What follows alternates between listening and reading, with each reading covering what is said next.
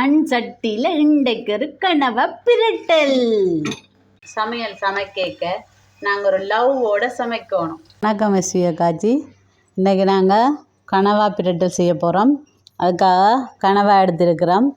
இந்த கனவாயை வடிவாக சுத்தமாக கழுவி எல்லாம் எடுத்துட்டு அந்த மையெல்லாம் நீக்கி, மையோடையும் சமைக்கலாம். மையோடு சமைச்சா அந்த அல்சல்காரர்களுக்கு நல்லமென்று சொல்கிறவே. ஆனால் நாங்கள் மையெல்லாம் எடுத்து வடிவாக சுத்தமாக கழுவிட்டு பிரட்டல் செய்ய உங்களுக்கு காட்டுறோம். இப்போ நாங்கள் கனவாயை கழுவி சுத்தமாக இப்படி வடிவாக எடுத்துட்டோம். அதோடு சேர்த்து உருளைக்கிழங்கு தான் சேர்த்து நான் போட போகிறேன். உருளைக்கிழங்கும் சின்ன சின்னனாக வெட்டி கழுவி வச்சுருக்கிறேன். இஞ்சி பூண்டு இடித்து வச்சுருக்கிறேன்.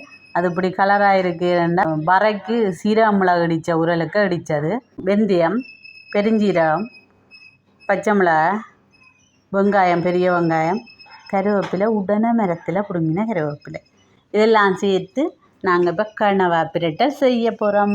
வாங்கோ பாப்பம். சட்டி காய்ஞ்சிட்டுது, எண்ணெயை விட போகிறோம். இதுகள் வதங்குறதுக்கு ஏற்ற மாதிரி எண்ணெய் விடுவோம்.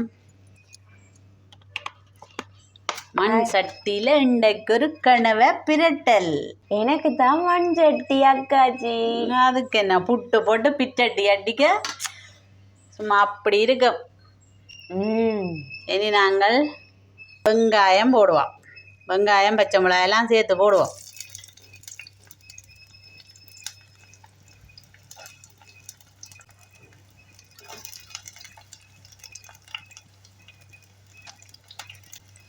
வெங்காயம் கொஞ்சம் வதங்கட்டும். ஓரளவுக்கு வதங்கிட்டுது. இனி நாங்கள் உருளைக்கிழங்கையும் சேர்த்து போட்டு வதக்குவோம். உருளைக்கிழங்கு போடுறது டேஸ்ட்டுக்காண்டி போடுறது. உருளைக்கிழங்கு கனவாய்க்குள்ள போட்டால் அது டேஸ்ட்டாக இருக்கும். அதை எடுத்து சாப்பிட்டாலே ஒரு டேஸ்ட்டாக இருக்கும். சமையல் சமைக்க நாங்கள் ஒரு லவ்வோடு சமைக்கணும். லவ்வண்டா ரசனையோடு ருசித்து சமைக்கிறது தான் அது சொன்னேன். எங்கள்ட கோவங்களை அதில் எல்லாம் காட்டக்கூடாது. நாங்கள் சமைக்கிறது ஆரோக்கியமாக சாப்பிட்றதுக்காண்டி தானே சமைக்கிறது. அப்போ அதில் நாங்கள் இதை ருசித்து சமைச்சா அது ஒரு டேஸ்ட்டாக இருக்கும். அக்காச்சி, அடுத்து என்ன போட போகிறீங்க? இஞ்சி பூண்டு விழுது இடித்து வச்சிருக்கிறோமல்லோ, அதை போடுவோம். அதை போட்டு சேர்ப்போம்.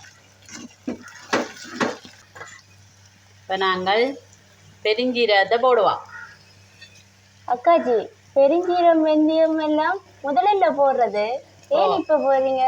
எல்லாரும் முதல் போட்டால் எல்லாம் வதங்கி வரைக்குள்ள கருகி வந்துடும். கருகி வந்தால் அந்த ஒரு டேஸ்ட் இருக்காது. அப்போ நாங்கள் இதுகள் கொஞ்சம் முக்காப்பதத்துக்கு வர வெந்தயம், பெருஞ்சீரகத்தை போட்டு அதை சேர்த்து வதக்க டேஸ்ட்டாக இருக்கும். கருகியும் இருக்காது.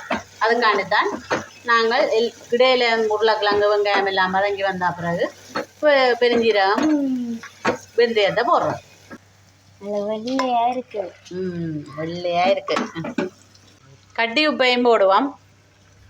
இந்த மூடி அவிய விட்டுட்டு பேருந்து எஸ்வியா காய்ச்சின்ற தூள் போடுவோம். இப்போ நாங்கள் திறந்து பார்ப்போம். அக்காச்சி, தண்ணி விட்டனீங்களோ?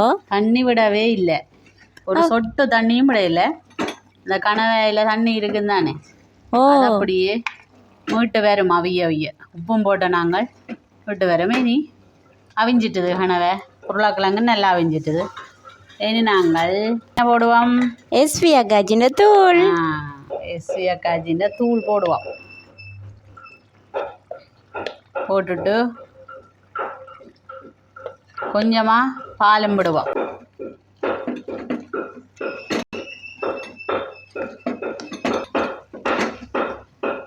தூளெல்லாம் நல்லா சேரட்டும். சேர்ந்த அப்புறம் கொஞ்சமாக பால் விடுவோம். கிணக்க தேவையில்லை.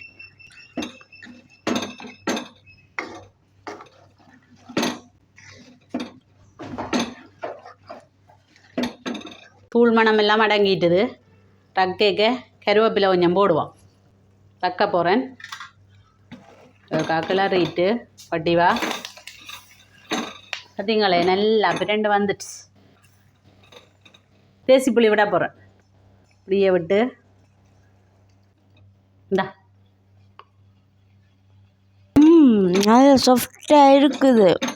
நல்லா அவிஞ்சிருக்கு, அதெல்லாம் சாஃப்டாக வந்துடுச்சு. டேஸ்ட்டாக இருக்கோ? ரொம்ப நல்லா இருக்கு. இனி வரையம் பருத்து போட்டு சாப்பிட்டா சரி. வடிவா கனாவா கறியை சாப்பிட்டு மற்றும் ஒரு காணொலி கூட உங்களை சந்திக்கிறேன்.